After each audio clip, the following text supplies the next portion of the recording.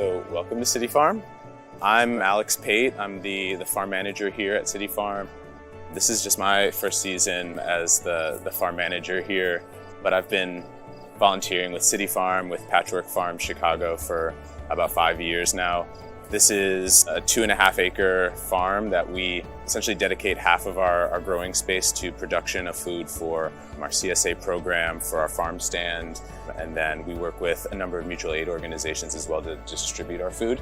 We have the other half of our farm, which is dedicated to community growing space.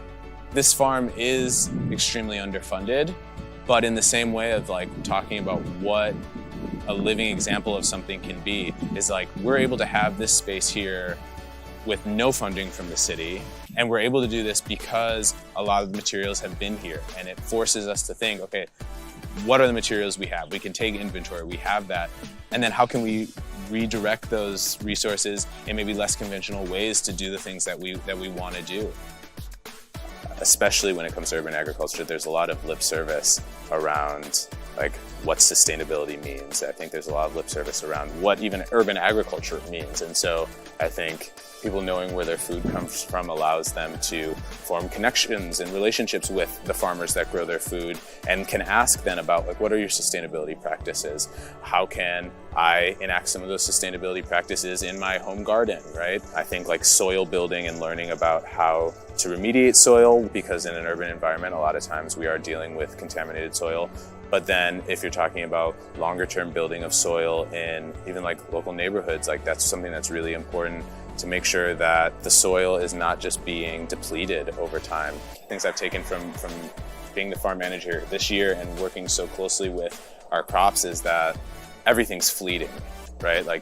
Just because something is impermanent and you realize the extent in which that impermanence exists isn't reason to not do that, to not pursue these things. And I think that if City Farm, if Star Farms, if Patchwork Farms, whatever the farm is, if they are practicing these things and do them well enough and are able to live an example of what we can have urban agriculture mean to urban culture, then it doesn't matter whether it stays here, because that idea proliferates and it is intangible.